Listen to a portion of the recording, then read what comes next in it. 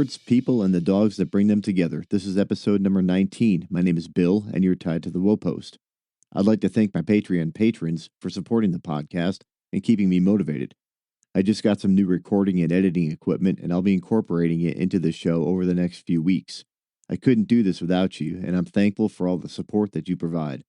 If you're not a patron and you'd like to support, go to patreon.com/thewopost and sign up. If you want to contact me, you can find me on Facebook or Instagram at The Woe Post, through my website, www.thewopost.com, or my email, bill@thewopost.com. I've gotten questions about trainers that I recommend for certain breeds, how to find a breeder, how to pick a breed, and a lot of questions about small Munsterlanders. I'm always happy to answer questions the best that I can, and I hope that people find my replies valuable. This episode is posting a couple hours late because I recorded late last week and I spent the weekend at the awesome Brushdale Hunting Preserve and Kennel in Maquoketa, Iowa, attending the Small Munsterlander Club of America's annual meeting.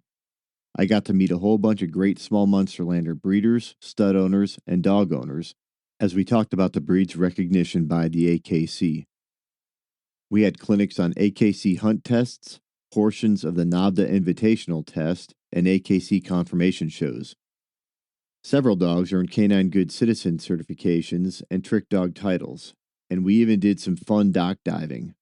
Of course, we had plenty of chucker for training in the fields and to work our dogs individually or in braces. The SMCA is the AKC parent club for the breed. This means that the SMCA is the proponent for setting the breed standard with the AKC. This is important because the current breed standards in hunting aptitude, temperament, health, and structure promote the versatility of our breed and are consistent with the European standards enforced by the FCI. The SMCA is a group of good people working hard to do great things for our breed, and we'll have some exciting announcements coming up soon, including events in your region.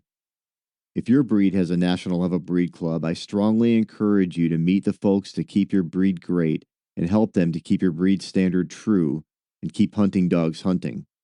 You all know I can talk about small Munsterlanders all day, but that's for an upcoming episode. Today we're talking about another French breed. The Epagnon Blue de Picardy, or Blue Picardy Spaniel, originated near the mouth of the River Somme in the early 1900s. Descended from the Picardy Spaniels and English or perhaps Gordon setters, they're known to be a quiet breed, highly cooperative, and very good with children. They're well muscled with a deep chest. Average height is 22 to 24 inches at the withers, and they generally weigh in the mid 40-pound range. Their coat is flat or a little wavy and speckled gray with black, giving it a bluish shade with some black patches. The ears, legs, chest, belly, and tail should be feathered. Today we're talking to the only U.S. breeder of Blue Picardy Spaniels, Mark Staloch, from Norse Retrievers and Blue Picardy Spaniels. Hey Mark, how's it going? Fine. Just a beautiful June day here in Minnesota. Right on. Well, thanks so much for being on the show. Well, I appreciate you guys having me. I mean, any opportunity to talk about Blue Picardy Spaniels is kind of a treat. Any opportunity to talk about our dogs at all, right? Yeah. Can you go ahead and introduce yourself? Yeah, my name is Mark Staloch. I have a Norse Blue Picardy Spaniels in Dassel, Minnesota, which is about an hour straight west of Minneapolis, St. Paul. So we're about 2 hours south of the big woods of northern Minnesota, and in farmland that on a good year has some pretty good pheasant opportunities. You know, things kind of go up and down. We had basically no winter this last winter, so we're pretty stoked about the opportunity to have some more local birds where we don't have to travel so much to get some pheasant opportunities. Awesome. And I know Southwest Minnesota was pretty good. Yes, it was. There was even public land was you had some pretty good luck on. I didn't even put the plow on my ATV to plow our 200-yard long driveway this year.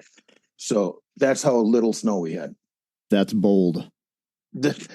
I went with a bold statement. I said winter, not this year. Right. I know I always tell my neighbors that they need to thank me when I put the plow on the front of my tractor, which is what I use to clear our driveway here. because if I put the plow on, we're not going to get a hard winter at all, and it probably won't even need it. But if I leave the plow off, then we're going to regret Here it it. comes. Here it Yeah, comes. right. So, how'd you get into bird dogs? Hunted all my life. Taught to hunt and fish and trap from my grandpa on my dad's side. He was a farmer and made part of his living from trapping. So that was a big part of who he was. Part of a Depression era child. So if he didn't kill, he didn't eat sometimes. And to the extent too where he had a younger sister who had some disabilities, and he would disappear at mealtime so he knew that she had enough food to eat. So when a pheasant gets up in front of him with his single shot a 16 gauge, as a 11-year-old kid, we better hit it, because we only have a certain number of shotgun shells in our pocket, and our belly's hungry. That's the kind of the basis of my hunting experience. Like I said, grew up doing it. Got my first my first hunting dog right out of college. Bought it with money that Grandpa Hank's wife gave me. Did everything wrong. Got it out of the Minneapolis Star Tribune. Got extremely lucky that it was a guy from Oldest Retriever Club in the state of Minnesota. So a couple generations back, he was actually stacked. So was into labs for I still am the past 25 years. Been started with a retriever field trial pro, and really learned how to do the system to train a duck dog and a field trial dog. As I spent more time in at our family cabin in northern Minnesota that my grandpa bought a couple years before I was born, the public woods in northern Minnesota is kind of the great kept secret. It's not like here in farmland where we know everybody owns this stuff. If it's state land that you can publicly hunt, it has a sign. But all the woods in northern Minnesota are owned by the county, owned by the state, owned by the feds, owned by pulp companies who don't care. So you have all these logging trails and opportunities to grouse hunt, and it is so pretty there in late September, early October. It's hard not to want to be out in the woods. And I'd shot a few, would shoot some grouse with my labs. I had one who was pretty good at it. And then by happenstance, when I lived in Wisconsin, I was at a pointing dog guy's place who he kind of had fed me some people would drop off retrievers, and so I would do some contract work for him, kind of. And I was at his place meeting a mutual friend to go duck hunting, and it was during the Wisconsin cover dog championship, and there was a cover dog pro, and cover dog is a wild grouse field trial system. Excuse me. And so there was a guy pro running the championship that was staying at this guy's house, and he came up to me after I got done duck hunting, and I happened to have like 3 or 4 puppies on my dog truck, and he had seen Duck Dynasty and started to decide, maybe I should start the duck hunt. And he said, "Are these things for sale?" And I said, "I'm a dog trainer. If you shoot me a price in this truck, I'll walk home." He's, "Everything's for sale, buddy. Everything's got a price." Yeah, and he goes, "You are a dog trainer."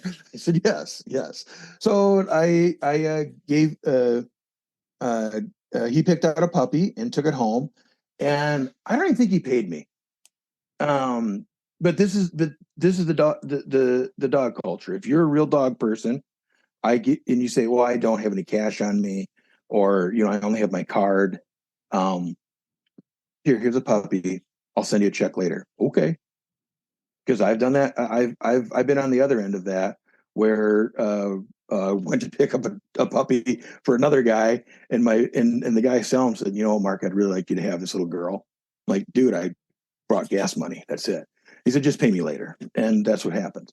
So that guy's name was Vance Butler of Modoka Kennels, and he's made several field champions in the cover dog circuit. And so we just got to be really good friends. I taught him how to train retrievers, and he is an excellent trainer. What hooked me too is we went up to he was running Vance was running the Minnesota Cover Dog Championship, maybe a year later, 2 years later, because I really didn't think that I needed a pointing dog. And after running the championship, we went up to the family cabin, and places where I'd like seen a couple grouse, maybe over the course of 5 years, I shot two or three in this piece of woods. We took one of his English setter reserve champions, and in 45 minutes we had like 15 points. And he's like, "You said the grouse," and he goes, "Oh, right up here, it's filthy with grouse." I'm like, I never seen this many before." Because the labs run them off because they're too heavy footed. I didn't understand that. And so after deciding that I wanted to get a pointing dog, I had an English pointer for a while, and which was a dog that got abandoned. And she was a nice dog, but I just wanted something that was going to fit in personality wise more with my retrievers. And did just talked to some guy one day, and he said, "Oh yeah, I think this guy I know, third hand, blah blah blah, was going to get this thing called a Blue Picardy Spaniel." And so I just Googled it, looked it up, and they were. And oh, by the way, I mean, regardless of how much I get into these pointing dogs, I am allergic to bending over to picking up a bird. That's that's not going to happen. I mean, so I still need something that's when I doesn't have to be, make great epic 300-yard long retrieves like we would from a lab, but you know I cracked it out there 25 yards. Go get it, and bring it back to me. I don't want to go get it. And so the Blue Picardy Spaniels are. We'll go back to the beginning of after the French Revolution. The during the before the French Revolution, noble people had a pretty consistent strain of a French Spaniel, which is the liver and white dog that you kind of still see today. That's called a French Spaniel. Um, and because they are a network and they are traveling to each other's properties to hunt and stuff, it was a pretty consistent across the breed across the French region. We'll go up into Belgium, down to Spain, wherever, because these countries sometimes didn't have real solid borders with during the feudal age. But then after the French Revolution, uh, commoners were allowed to hunt, and they took the French Spaniels, which I guess you think about it right now, probably stormed the castle, killed the dude, and took the dog. And so, but they didn't travel. They're much more localized, and the dogs became more regionalized. And the ones in the north of Paris in the Somme region, in the region of Picardy, became the Picardy Spaniel, which is a brown and cream colored dog, which they still use for upland for pointing, but was their main fetching dog in a pretty waterfall rich area. And so as the turn of the 20th century came, there was apparently more English nobles that would come over and hunt this great area of France. And so they'd use these Picardy Spaniels, which is, I think, pretty close to what the Picardy Spaniel is today. And they'd also bring over their English setters and their Gordon setters. And there was a certain strain called the Belton Blue setter, which apparently was pretty dark. It was more black than it was white. Not so much like what we would think of a Llewellyn setter or something like that today. And because of they didn't have a relationship with the dogs like we do. Like you told me before we started that your Munsterlander is sitting next to your feet. Well, that's how we do stuff, right? And so the nobles, they were tools, and so they'd leave them in the estates in Picardy. Also, from what I understand, there were some quarantine laws, so it wasn't as easy to take them back and forth. that there were some quarantine laws in England because it's an island country. They always are super protective of stuff because they can control things because it's an island. And so just naturally what happened was they go, okay, well, boy, I'd like a little more point in my Picardy Spaniel here. Let's breed this Belton Blue, or let's breed this. There's less belief that the Gordon was in there, but if you see my oldest male hammer, you'd be like, yeah, there's Gordon in there, buddy. And that's where we get the black gene that comes through and makes them a totally separate breed than the Picardy Spaniel. So they added some point, a little bit of run, but still maintaining the retrieving desire, and most importantly, the attitude and personality, because they kind of have a personality of a golden retriever. I think just through happenstance, and so they're just happy dudes.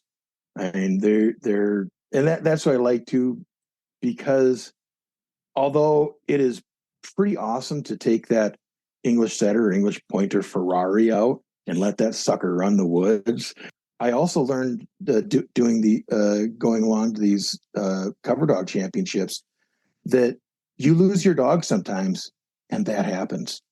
Like, I don't like that idea. And that if you lose your dog during a competition, it's not like, oh my God, I can't believe that guy lost his dog. It's like, oh yeah, this happens, like once a day. A couple of us will drive up and down the road looking for the dog, and we'll pick it up and take it back to whoever's truck it is at the end of the day. So I wanted a dog that was going to be a little more person friendly and a little more, I want to be with you, and not go off for a hour sojourn, come back and look at me like, hey, are you the guy that drives the truck? Because that's even though that English pointer Jenny was pretty good buddy dog, she would do that once in a while. Just yeah, let her have to go potty and see you suck to be you. Yeah. And then come back like, are you my driver? And like, yes, I've been waiting here for you. We're at a county park. Get your butt. Let's go back to the truck. Oh yeah, I'll go in the truck. But so we wanted something a little more, I'm going to call it, say, personality. They have an impish personality that is infectious. And I've trained a lot of different breeds, pointing dogs, retrieving dogs, and there is something about these blues that they're just infectious. And even when they do something naughty, which all dogs do, you're just like, you're still hilarious. I mean, the first one that I imported, Evie, she my wife likes to put rutabaga in venison stew. So she there'd been a rutabaga sitting on the kitchen table for a couple days, at least 2-3 days. Didn't have any interest in it. I went. Evie was laying on her bed in the living room. Apparently, I spent a little too long of time in the bathroom that morning. I came out and somebody had a rutabaga. It was like, oh, look what I have. Isn't this nifty? It's like a big ball. It's kind of waxy though. And I was like, that's for my venison stew this weekend. They're sweet cakes. And I just couldn't get that mad because they just look at you with these eyes of, oh, I kind of did this for you because it's fun. And when I'm having fun, you're having fun. So, well, and at that point, the act is already passed anyway, so you're past the point of correction. The best you can do is get them to deliver the rutabaga to hand, in which case yes. You would encourage them, right, and then go put it back on the counter and hope your wife doesn't notice.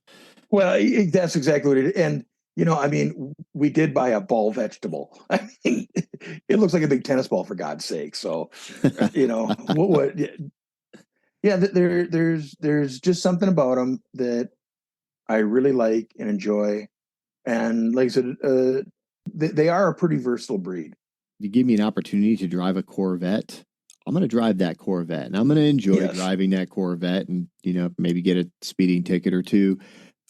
Maybe take some quick corners and things like that, and have a good time. but a Corvette is not the right vehicle for me for my day-to-day purposes. And I look at dogs a lot the same way, where there are some of the more common, more ubiquitous breeds by way of the versatile breeds that are really fun to watch work. But I think even some of the hardest hunters are only hunting about a third of the year, probably. Get Assuming you that. hunt every day of multiple seasons across multiple states. Yeah, and yeah, you take trips so you start in the north in September and maybe you finish in February in Arizona. Well, that's like 0.0001% of the hunting public at best.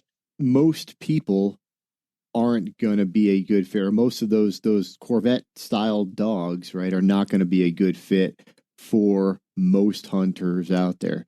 Yet a lot of hunters own them. You can look at some of the more rare breeds that have a reputation for being a little bit more affable, maybe more affectionate, maybe have a better off button, if you will, right? Mm-hmm. And they're Yeah. a better fit inside the house. There are some people that want that race car, right? That want that super independent dog that's out there doing his super independent things, and that's the right dog for some hunter.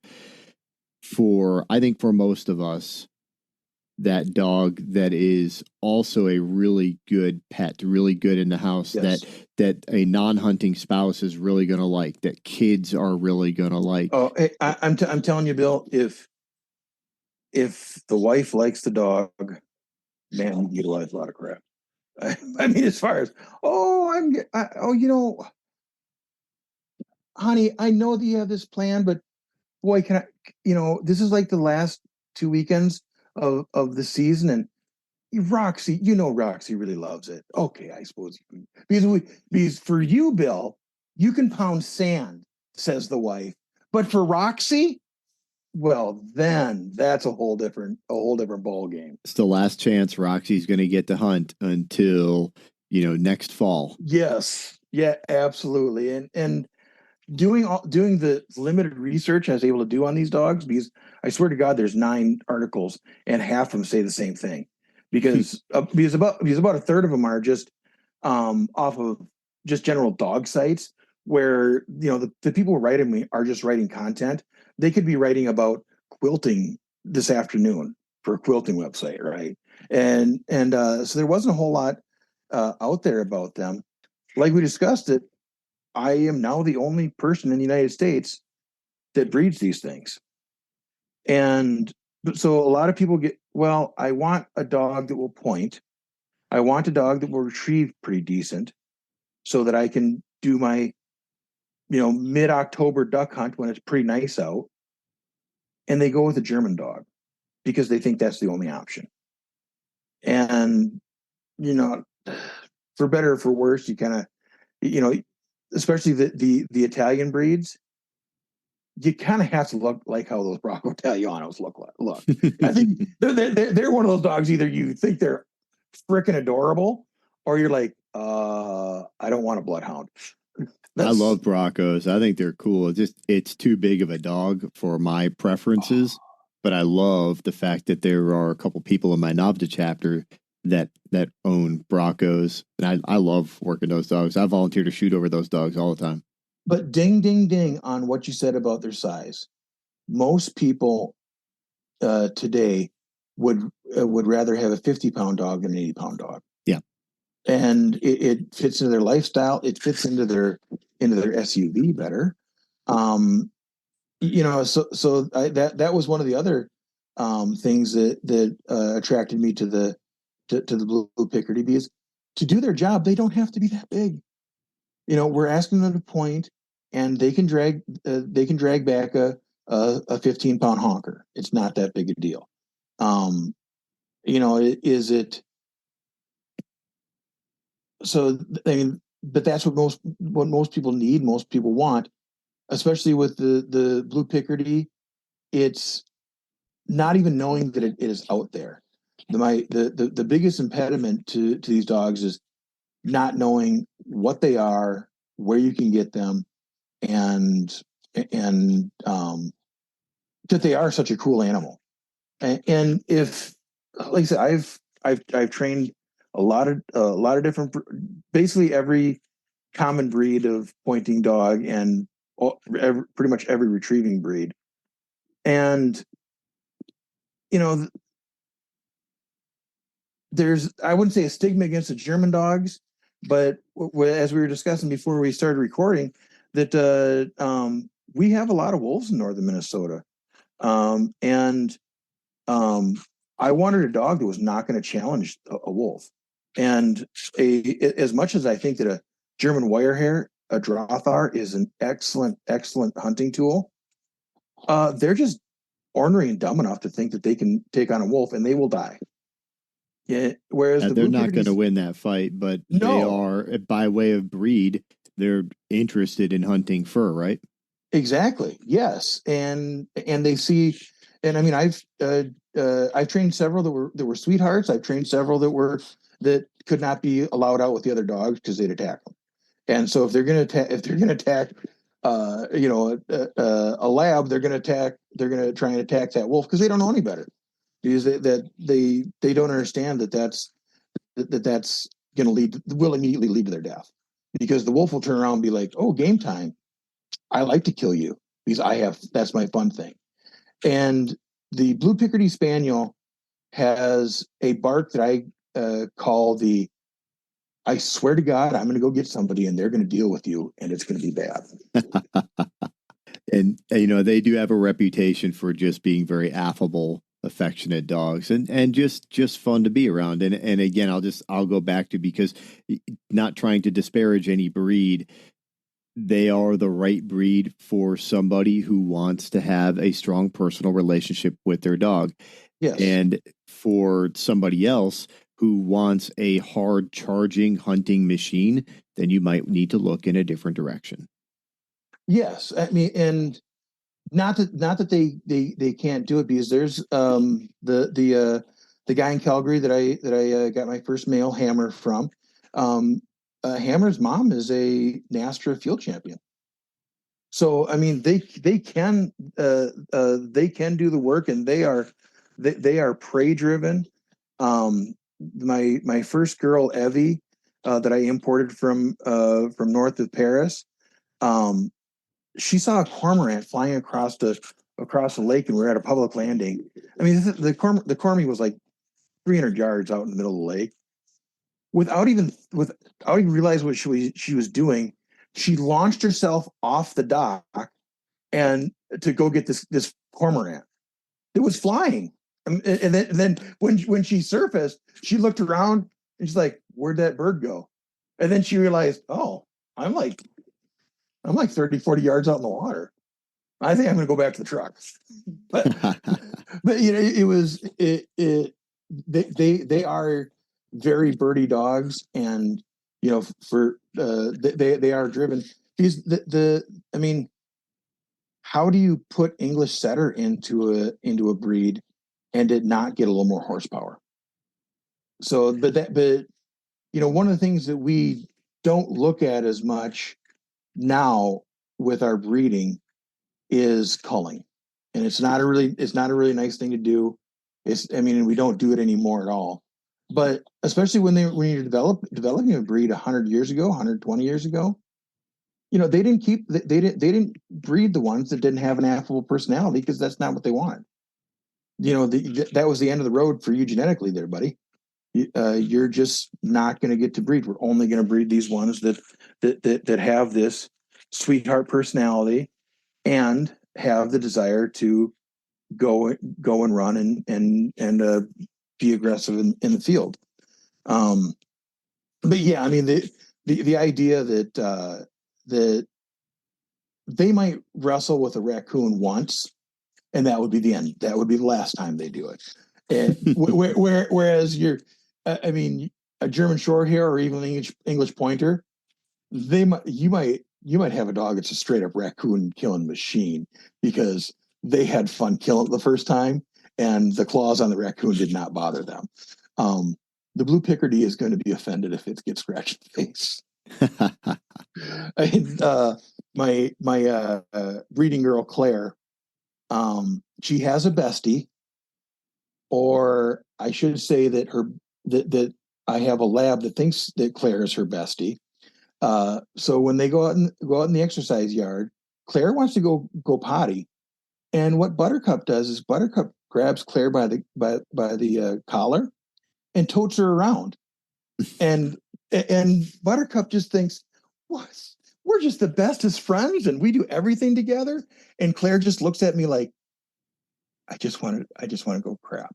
Please just get this dog off me. But she, you kind of look at her and like, well, if you just twist a little bit and snap at her, she's never going to do it again because she's not an aggressive dog. Oh boy, that seems like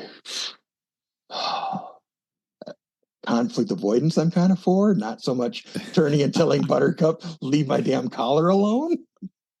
That's funny. It's kind of funny when you talk about, the two different dogs really. And, my Munsterlander Skeet, who hunts more, these small Munsterlanders, they hunt more like French breeds than they do German breeds, where, a lot of the German breeds are out there and they are all business and they're doing their job kind of like a stereotypical German, right? And the small Munsterlanders are a little bit different. They're out there to have fun, right? Always have big goofy smiles on their face and tongue hanging out, and they kind of have a tendency to just jump a little bit more. And they look like puppies when they're out there doing it. At least mine does.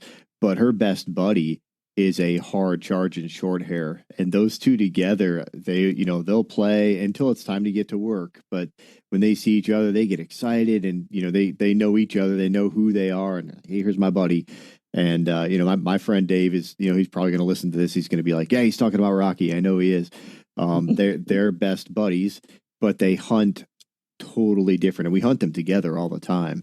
Polar opposites the way they hunt. With Rocky's, he's a short hair. He's in my view, a little bit independent, very confident. He's out there and he works with Dave, but he doesn't come back and check in at a heel or anything like that. Whereas Skeet's going to run out. She's going to go out, hit a target, maybe quarter a little bit, come back, check in with me at a heel, and and then go back out. Right. And that's how she hunts.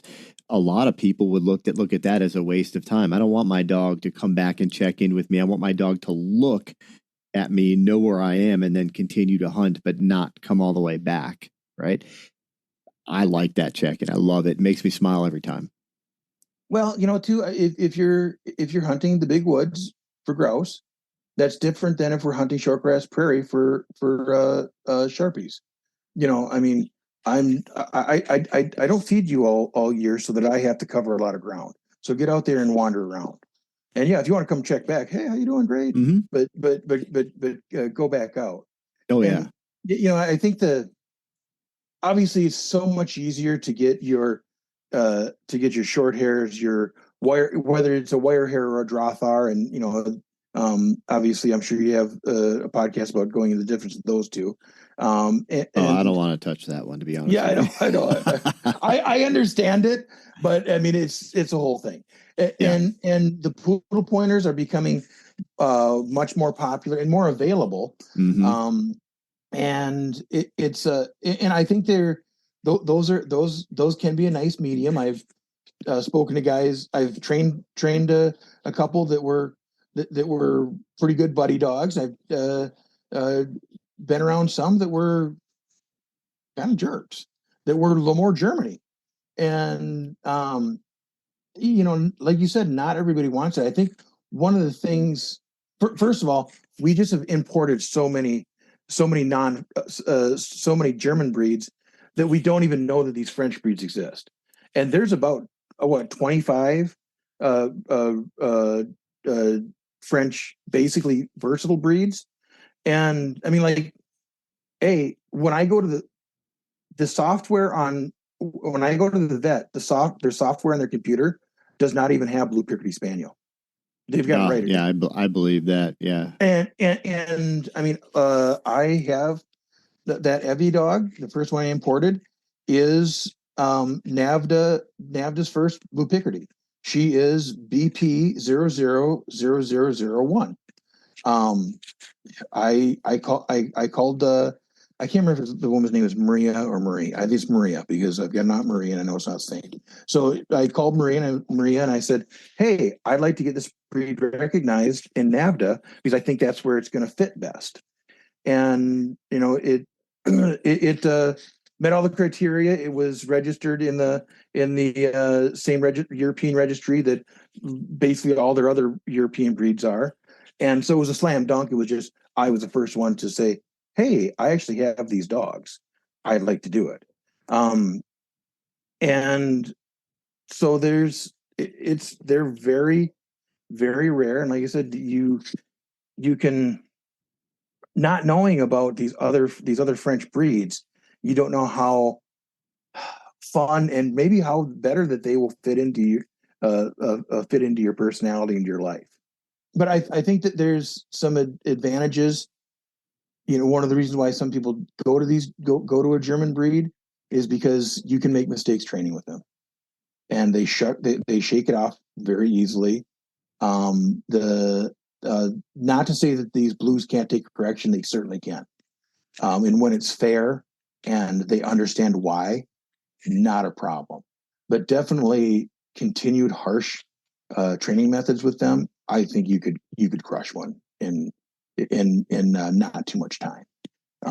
Because and even when I have to get after him, even for something that dude, I said here, get your butt back here. And boy, my hearing's not so good today, Dad. Oh, how about here and a bump with the collar? Oh, you were right. I do remember that word. That's a great word. When they come back, it's a good idea to remind them, hey, we're still buddies. I love you. You got to do what you got to do. You got to do what you're told. And these are the rules. And you know the rules. We've gone over this. So, but I think that's maybe how more people want to train though today too, where, I would not going to say let them get away with things, but teach, enforce, and be fair, and not have a dog that you feel like you have to be aggressive with in order to get the point across, because you really don't with these blues. Hey, this is what we need to do. I've taught you how to do it. You refuse me. After then we give you an appropriate correction, and everything's good. And you learn it, and it's what when I was working for the Retriever Field Trail Pro, it's what he called developing a conscience in a dog. Because when we're doing water work, especially, that dog has to look out there and say, I've got to stay in the water. I can't run around this pond and cheat and be a goof. I have to have this conscience where I know the right way to do it, and I'm going to do the right way because I have a conscience. And it's the same thing in a pointing dog. You have to develop a conscience of, I'm going to respond to your commands. I'm going to do things the right way because this is how we do things. And, like I say, teach. And then eventually we're going to find a way to enforce. But the enforcement on these blues, you're able to be more subtle, more even-handed, where, having that hard charging, aggressive, sometimes, and like I say, you don't want to be stereotypical, but German dogs, like if your short hair attacks my English setter, we got to do something about it.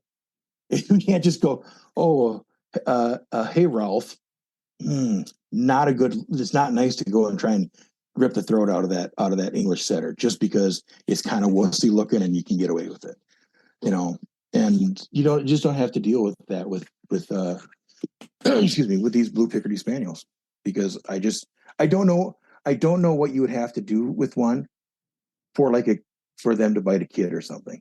I would be I don't even it's almost inconceivable. Not that it could never happen because they are animals. We all understand that, but that was one of the other reasons why I liked it, because I wanted a dog that as people bring their dogs in here, the last thing, if you drop a dog off for me to train and your dog tries to rip my dog's ear off, I'm gonna be like, well, whatever. We're gonna have to train. We're gonna have to do some training about that. But it's just part of the deal as a dog trainer.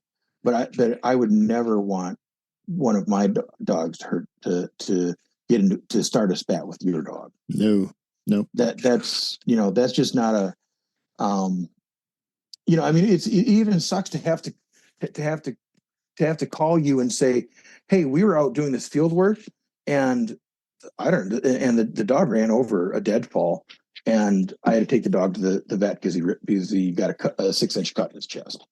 Well, you don't want to hear that. I mean, nobody does. I mean, that's just that stuff happens. That's just I mean, could just easily happen to you running your dog in a wilderness area or out hunting. So that was one of the other things about the Blue Picardys that I wanted a very low aggression dog because that's what I'm used to. And you know what else? There was a certain amount of being the tallest midget.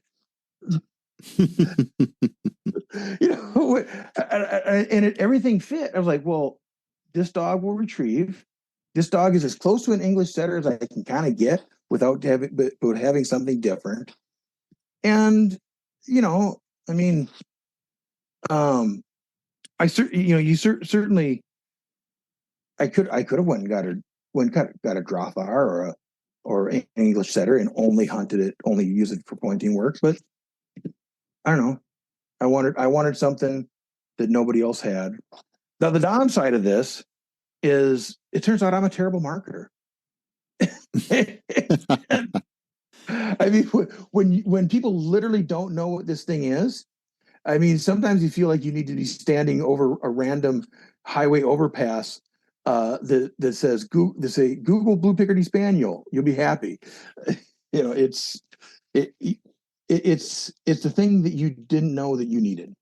What I love about owning a rare breed, and people have heard me say this before, but we all love talking about our dogs. And the one way you're going to guarantee you're going to talk about your dog anytime you take it somewhere is if you have a rare breed. Because anytime another bird dog person comes around, he looks at your dog and says, hey, is that a Blue Picardy? Or is that a small Munsterlander? Or is that a Chesky Fusek? Which I've never seen one. I don't think I've ever seen one in person.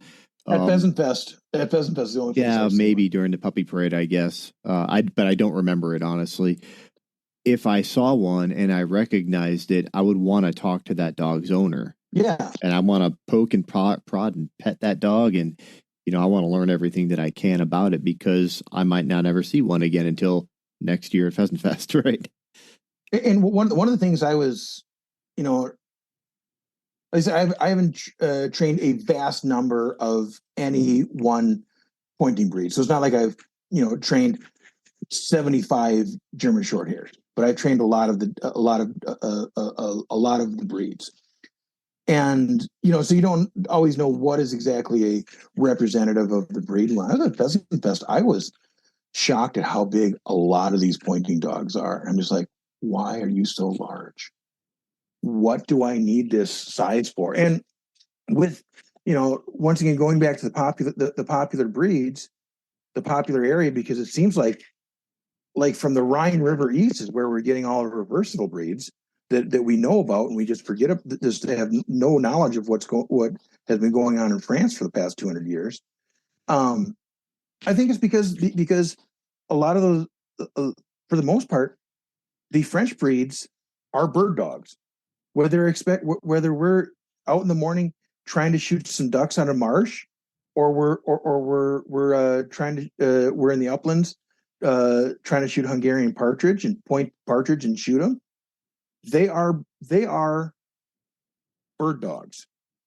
Whereas a lot of these German breeds, let's go otter hunting with them. Let's have them protect the farm, protect the house and the farmyard. Why is there a woodchuck underneath one of my sheds? Because I have a Drothar. He should have killed it already. They have these other purposes that increased size does matter, and you need that.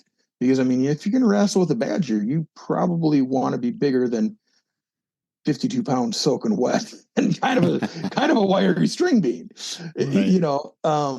So the blue Picardy, they are bird dogs. They are, they, like you say, you could take them to a trip to North Dakota and hunt ducks, pheasants, sharpies, the whole gamut. But they are bird dogs. They're, like I said, they're not going to be very, very interested if we come across a raccoon in a dredge ditch. They're going to be like, whoa, that guy is mean and he's got a mask on. I think he's kind of sketchy. So, Dad, why don't you shoot him? And I will try and find you a pheasant. How about that for an idea? And that's an important consideration because, me living in central Indiana, we are not Mecca for any sort of bird hunting here. My bird hunting is always an away game, but I like to be able to, if I am out for, I'm out waterfowl hunting, I might have an opportunity on a rabbit, Yeah, and I might, the rabbit might be the only thing that I take home that day. So I like having a dog that'll do that, or a dog that'll tree a squirrel if we're up in northern Indiana trying to squeeze out a pheasant or two, which would be a good day in northern Indiana. A pheasant would be a really good day, but I can probably get two or three squirrels, and I like squirrels which too. I, I used to hunt down by the Mississippi River when I went to college, which is where Norse Blue Picardy Spaniels comes from. I played football for Luther College Norse, and didn't shoot any ducks that day, but um, the squirrels are gonna get whacked on the way back to the car. I mean, and I kind of think that the lack of diversity of sometimes our desire to hunt. I mean, that we're too specialized. Well, I'm only after ducks today, or I'm only after this. Boy, I kind of it's kind of fun to like say, well, I shot a wood duck today. I shot a gadwall. I shot a pheasant, and I shot a bunny. I think that's kind of a cool day. If it's legal, ethical, and moral, then it could end up in my bag. Yes, I mean, if I bought a license for it, it's in trouble. I mean, there's no reason not. Now, of course, you don't want to shoot a bunny before freeze because they've got all kinds of bugs on them. But that's a happenstance thing. Right. But Right. yeah, I guess that the biggest problem with the blue Picardys is not knowing what they are, not having any experience with them, not knowing that you need one, and it, it is one of the things you're like, once you get your hands on one, you're like, so why was I hunting with these other breeds? What was I doing? Because they and like we discussed kind of off air, your small Mooserlander is the closest German dog to a French breed, Yeah. and it could be a transitional dog where we're like, well, I like that. Would I like more breeds like that? Because you have the most affable breed of the German breeds, in my opinion. And Probably. And if you look at a French Spaniel and a small Munsterlander, if you found a French Spaniel that has an all brown head yep, or a small Munsterlander that has Spaniel markings, and you looked at those two dogs from, let's say, 100 yards away, you'd be hard you couldn't pressed to tell tell them them. apart. Yeah, you can't tell them They apart. look a lot alike, and it's possible that as far back as the Munsterlanders go, which we know recorded to the middle 1800s, but there's a lot of evidence of those dogs going back a few hundred years even before that. So it's entirely possible that they are a French Spaniel that was geographically relocated and then outcrossed a little bit here and there. Because all these nobles are relatives. Yeah. I mean, so like you said, maybe I brought my French Spaniel to Bavaria, and I hadn't my family hadn't been there for a generation, but I went to see my cousin, and he liked him, and he kept like four of them, and then I didn't come back for 40 years or 30 years or whatever, and but he's still breeding these my French Spaniels, and he had to breed with some other stuff. We don't Right. know. Right. And there That's were other Spaniels in Germany too. So it's yeah, just as likely, but boy, it's hard to, when you look at a French Spaniel and a small Munsterlander, it's hard to say, nope, that's not the one. You yeah. know? Well, like I said, I mean, we're not so we're not sure that there is Gordon Setter in the Blue Picardy, but if you look at my boy Hammer, like yeah, there's there's Gordon in there Right. because he's got enormous floppy ears, which are hilarious, and he runs like one. He runs like a traditional, and not kind of the bred down little more speed demon Gordons that we kind of see here in America, but a Scottish big boned, Bigger Gordons. bigger Gordon. Yeah, Yeah. to any of these rare breeds, and especially the French ones, because we just don't have them over here. There are a few more French pointing breeds in Canada, just because of the relationship that Quebec has with France. Obviously, importing a dog is a pain in the butt. It is. It's not that difficult per se, but it's intimidating. And unfortunately, the rules change some on a yearly basis. Depending, I think too, the export rules out of Germany and the Czech Republic and Slovakia, some of these places where, like you said, you get a Chesky Fus. Um, they're a little bit easier to export out of than France is, and the German breeds have something called a breed warden. Hmm. And those breed wardens are extremely, if you're going to import, I've known some guys that import poodle pointers. That thing, breed warden does 90% of the work for you. I mean, they find a litter, they do this. I mean, I'm like, is this a paid position? No, it's like their hobby. And I think, just if you're around any kind of field trial or any kind of testing thing. Some people get their identity from that, and I'm a chieftain. It doesn't matter if it's dogs or anything, right? And I'm sure that that's a pretty prestigious thing to be a breed warden for your country, and they're very helpful. They are a great go between. They will make sure that you're doing things right, that you're not getting hung up in customs. That saying, okay, these are the people you have to call. Um, don't have that at any French breed. You do not have breed wardens. So it is 100% on our own. So but I mean, like last year, when I went over, my wife and I went over to France to buy a couple more dogs. We went to a dog show, and I probably shook hands at the dog show with 25% of the muckety mucks in the Blue Picardy Spaniel Club in Europe. And so now that's obviously going to be helpful for me going forward, just Oh, yeah. because you put a face to a name, and they're going to know, oh, this is that guy, the guy from the United States. He's our kind of only guy. So, and they've been excellent to me, but like I said, it's intimidating, and it sounds like on our end, it's going to get a lot more difficult to like you can't won't even be able to get a puppy from Canada anymore, No, it's 6 months old from anywhere starting August 1st. which I don't understand. But you know, uh, you probably have a better grasp, having been you're retired military, so you are more used to the insanity of the federal government. But to us civilians, that think, oh, I don't know, here's a logical way to do things. That's funny. That's a joke, isn't it? But yeah, it's going to get harder, unfortunately, and the even the German dogs are not going to get imported nearly as much as they had been.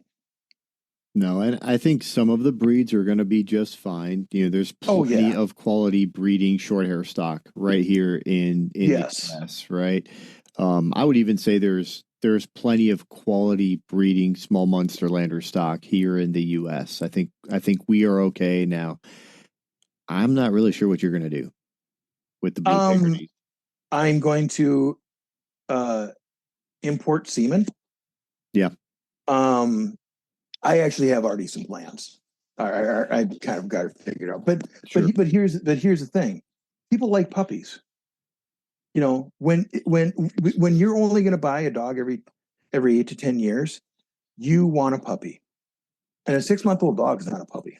No, And for me, I enjoy puppies too, but it's like a puppy pickup day on any litter. Because I've between labs and the blue Picardys, most looks like 99% labs. I've done almost 60 litters of puppies over the past 25 years, which sounds like a lot, but it comes out to be like 2.6 litters per year. yeah, it's not a lot. It's really not. And I mean, when people come down the driveway and they come pick up oh, how do you let them go? I'll tell you how I let them go, because there's 8 of these crazy pooping machines, and one is super sweet. 8 of them. It's the reason why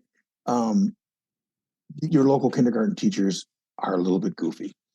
I mean, you can only that's why teachers do need a summer, because they need to be away from these children. I mean, obviously, and there is something very, very soothing about sitting outside and watching the litter of puppies run around. And when I get a chance to take the time to do that, you just like, oh, this is awesome. This is really awesome. But There- it seems like there's always something that is more pertinent than just hanging out and watching puppies run around. they're like owning a boat, right? So, the 2 happiest days of your life are the day you buy a boat and the day you sell a boat, right? Having puppies is no different, right? The 2 happiest days of your life could be, the day your bitch whelps and the day those 8+ week old puppies go home, right? Yes, yeah, and I always, and the other thing is too, I mean, like when you've had a number of dogs, um, those people are going to get so much more enjoyment out of that individual puppy than I ever could. Oh, sure. Partly because I mean, unless the dog is a straight up train wreck, that dog is going to be a part of their family until it dies. And I've had some dogs that I didn't think fit into my breeding plan, that I didn't that didn't have that sparkle, and so they get sold. That's fine, because they're right for somebody else. Mm-hmm. It's like my buddy Vance Butler, the out of Modoka Kennels. He was, after he started doing more labs, I can't remember if he bought one. He bought a puppy, I think, from another guy on Dogs or Pro Staff or something like that. And after he'd already had mine for maybe a year, and the one he bought it just didn't have the drive, the sparkle, and when I say sparkle, like that magic that you're like, wow, this dog is pretty fun to watch. And I mean, she'd go retrieve. Her obedience was good, but when she came into heel with a bird in her mouth, okay, we're supposed to look forward because we're going to maybe go get a second one, right? We're supposed to swing into heel, and like you say, I don't care what breed it is. You're delivering a bird, swing into heel, sit down or stand, and wait for me to take the bird out. Well, when he reached down to get this bird from this little yellow lab female, she'd roll on her back because she wanted her tummy scratched before she would give you the. And he was that's not how this game works. Yeah, he was so disgusted. This damn dog. And I'm like, and I started laughing like, Vance, I can literally sell that dog in about 2 hours. I'm like, this, like, I will say that. I will tell the person what the dog does, and they won't even have to see it. They'll send you a check, because uh, maybe not 90, but 75% of people will think that that's so adorable. She's so cute. And she was a loving, nice doggy. right? Oh yeah, somebody loves that quirky little part about that dog. So I'm working with a friend and her dogs, well, two of her dogs right now, but one that I'm going to talk about in particular is it's a young small Munsterlander. She's a very, very small Munsterlander, an adorable little dog. Now she's so small she actually doesn't conform. Okay. But she's a cute, happy little ball of energy dog, very, very fun to be around. And she works the field really fast. She does a good job. She'll point and she'll hold a point until you walk up. Now she knows the game. She's very smart. She's not going to purposely flush that bird. What she's going to do is she's going to flirt with you as the handler, right? She knows that you're coming in to flush that bird, and she's going to start bouncing around and looking at you with a big puppy smile on her face, like, go in and flush the bird so I can go get it. And she wants you to play the game. And it's funny. And of course, I know that this isn't proper, that we have to hold Yeah. steady until the bird flushes and all this. And we're going to work on that. But the first time I saw her do that, I was like, wow, this is adorable. It's so Yes. funny that this dog is so smart and knows what's next, but she's just a puppy and she's just excited for it, right? But if you were if your only desire was to have a family dog that you hunted pheasants with, that might be fine. It might be somebody's perfect hunting dog. Yeah. Yeah. Yeah, and I think that's with the difference with these dogs that like a Munsterlander or a Blue Picardy that have more of that family personality that they have. I don't think you'd ever see that kind of stuff out of Drothar. I mean, Probably not. Not out of a mature, at no. coming up on 2 years old. I mean, this dog's almost two. You can basically call her an adult. Um, She should, if it was just excitement, she should have settled down by now. Probably. Yeah. Yeah. And she I, hasn't had a ton of bird exposure. She's had a very little, right? But she's a fun dog. She's just a little bit quirky, you know? yeah. So you know, I think the biggest I wouldn't say problem, but misconception with these getting to be almost extreme on the rare end of breeds is that they don't have the ability to work, and that's just not the truth. And that they don't have drive. That's not the truth. I mean, outside of the Spinoni, which literally in the breed description says it is a slow dog for old men. I mean, that would be the exception, but that is what they want out of that dog. So, but the vast majority of the rest of these are very, very competent for real hunting pointing dogs, and I think that people haven't been exposed to them. It's easy to just get what your buddy gets and never explore these other things. I'm it's kind of like the first guy that you knew that got a side by side. We all have four wheelers. What do you need a side by side for?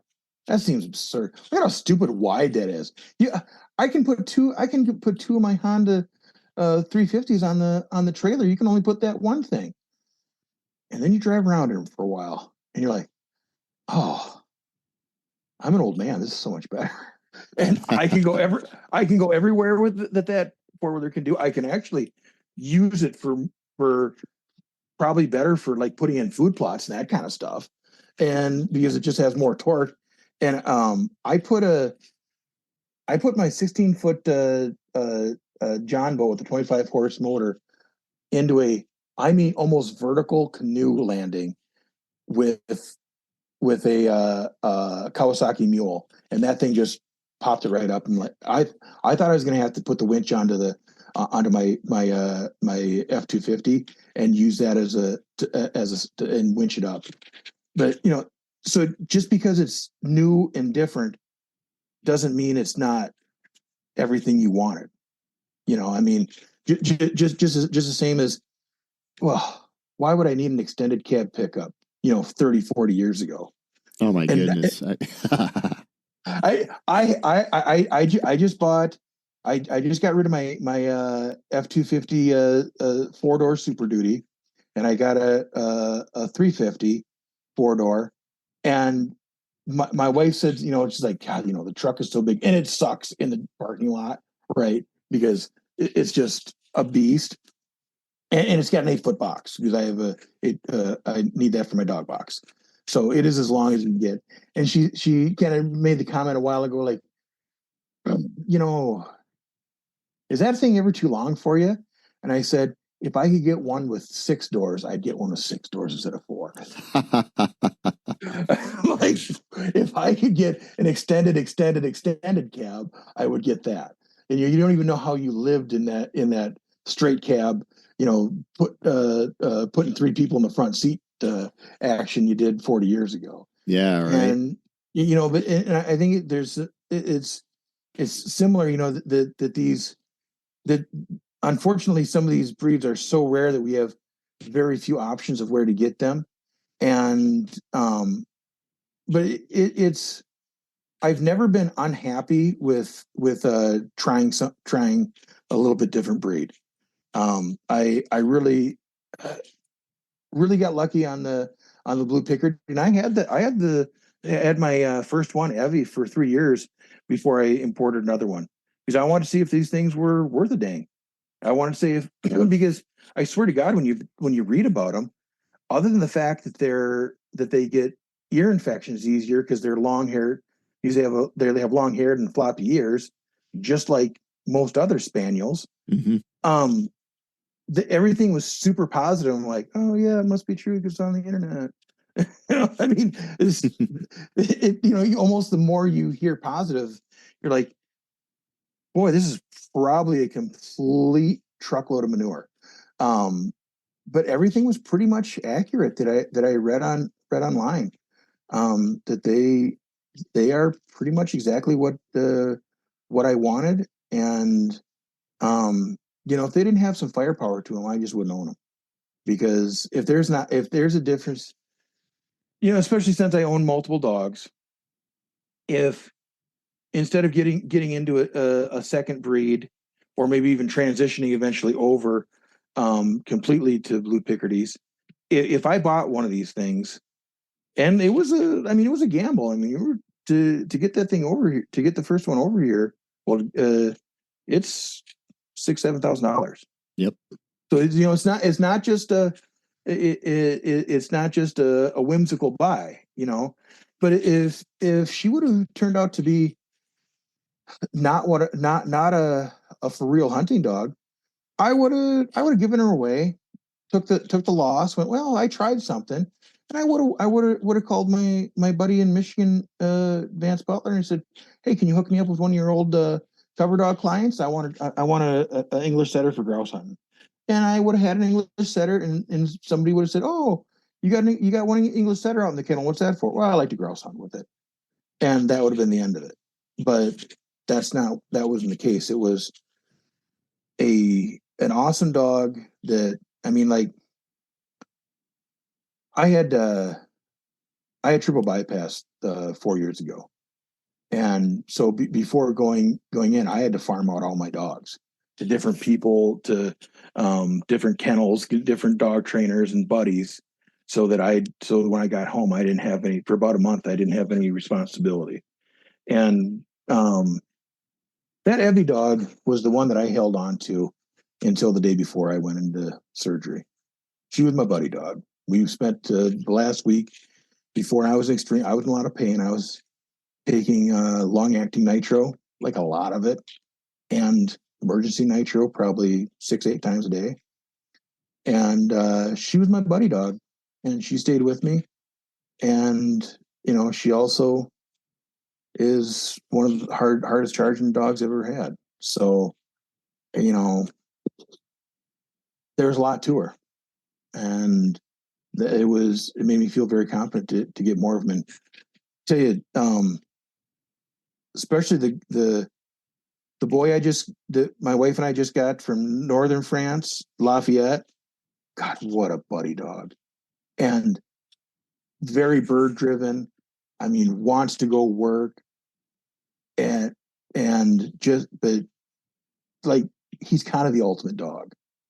And the one we got in southern France, a girl named Ursel, is not nearly as good a buddy as she's still an affectionate dog, but what a raging Cajun. God, I love her. She wants to be with me when we're just goofballing around, and she comes up and nuzzles my hand. But also when I brokered a bird and gun last year, she pointed the bird right away. So like the first bird she came up pointed, held it pretty decent, and popped the pheasant out of the box. And by then my neighbor's field had been picked, soybean field, and so this bird went across the soybean field, uh, flying, flew over a hill, over a wooded fence line, and I just had like a, I don't know, 6 foot rope on her, and there goes Ursel. Okay, the bird is out of sight now. She's down in this valley about 200 yards away. She goes up the hill because that's where she saw the bird go, and then over the hill across the wooded fence line. I'm like, well, I guess I'm going to go over, get my truck and go over to Dwight's yard because that's where she is, a half mile away.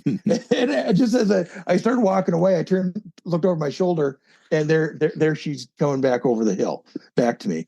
But I was like, wow. I mean, like, that's pretty aggressive. That's plenty of drive. Yep. I mean, plenty of drive. Absolutely. Yeah, I was just like, ooh, you're nice. you're nice girl. Right on. Well, Mark, like we talked about before, I am up against a backstop here. I've got to get on the road to the Small Munsterlander Club North America meeting in Iowa. I've got a little bit of a drive ahead of me. So if you would, can you go ahead and close us out and make sure we have your contact information and everything? Yeah. Norse Blue Picardy Spaniels on Facebook, Norse Retrievers on my website, Instagram, Norse Blue Picardy Spaniels. My email is norse5197 at yahoo.com.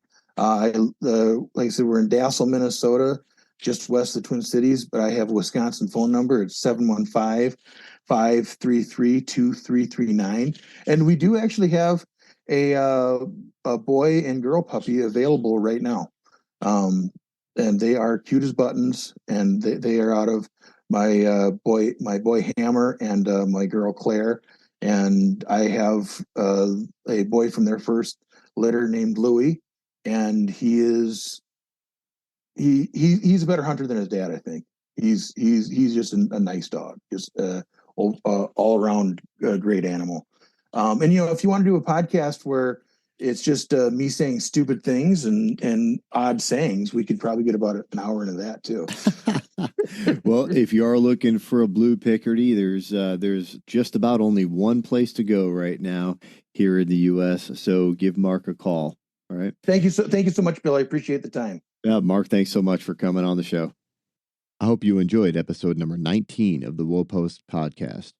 If you did, leave a 5-star review on your podcast directory of choice. Remember to share the Wool Post with all of your friends, like and follow on social media, and become a patron at patreon.com/thewolpost.